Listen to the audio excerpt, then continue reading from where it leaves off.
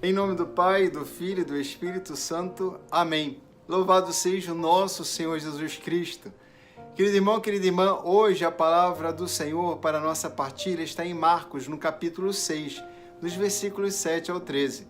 Aqui nós temos a grande oportunidade de olharmos o momento no qual o Senhor chama para si, para perto de si, os seus discípulos e os envia em missão. Para tanto, ele precisa capacitar e envia eles com poder para poderem fazer o bem, para anunciar o reino de Deus e expulsar o mal do coração das pessoas e também curá-las, pela graça e o poder conferido. Ora, quando nós falamos de poder, na Sagrada Escritura, recordamos a ação do Espírito Santo. É o Espírito Santo que realiza esta obra. O Senhor, então, envia os seus discípulos para que, com o poder conferido a eles, que é o próprio Espírito Santo, eles pudessem, naquele momento, operar maravilhas para libertar os filhos de Deus aprisionados pelas situações de morte e de sofrimento. As situações de morte, quando eu digo a vocês, das doenças, das situações de falta de esperança. E lá vão os discípulos para anunciar. É assim que o Senhor exige dos seus discípulos obediência. De que forma? Nós encontramos isso no texto. Primeiro o Senhor os chama e eles dizem sim e vêm até o Senhor.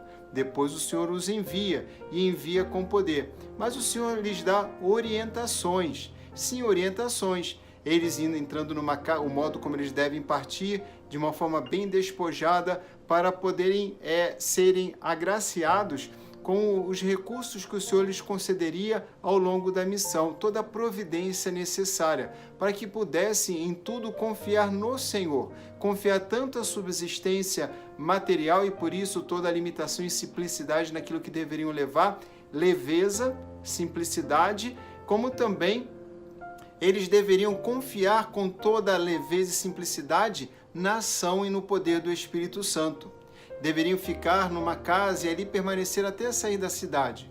E se uma cidade não os acolhesse, eles deveriam deixar a cidade, sem guardar no coração reservas, sacudindo o pó, preso em suas sandálias, num gesto, num sinal profético, mas ao mesmo tempo também dizendo, sem guardar ressentimentos, sem guardar mágoas, sem ficar presos a experiências negativas. E o Senhor espera que os seus discípulos façam conforme Ele orienta. E se o Senhor orienta, se Ele determina, é porque há um bem maior. Existe um bem maior em poder fazer desta forma.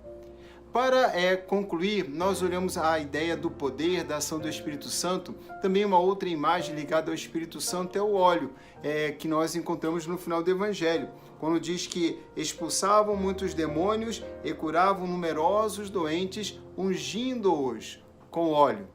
É assim que essa imagem da ação do Espírito Santo, da concretude do agir e do viver dos discípulos com coerência, nos toca também hoje, para que possamos ter uma vida mais simples, para que possamos ser mais leves, para que possamos confiar na providência de Deus.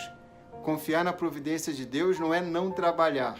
Confiar na providência de Deus não é não fazer aquilo que devemos fazer.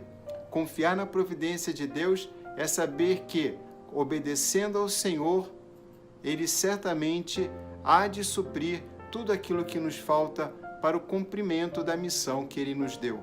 Você tem uma missão e você deve realizá-la. Aqui especificamente a missão dos discípulos, como nós vemos exatamente no capítulo 6, está em eles serem enviados com poder sobre os espíritos impuros.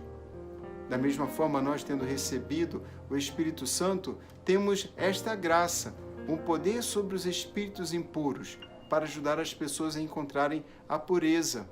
E a pureza do coração, como uma roupa pura, uma roupa limpa, como um coração puro, um coração limpo, significa sem sujeira. Um coração sem sujeira, um coração sem lixo, um coração sem peso, um coração leve. Simplicidade e leveza. Podemos tomar de toda a riqueza do Evangelho essa mensagem. Temos uma vida mais simples, mais leve e ajudar também o Senhor a viver desta forma a sua divina providência. O Senhor esteja convosco. Abençoe-vos o Deus Todo-Poderoso, Pai, Filho e Espírito Santo. Amém.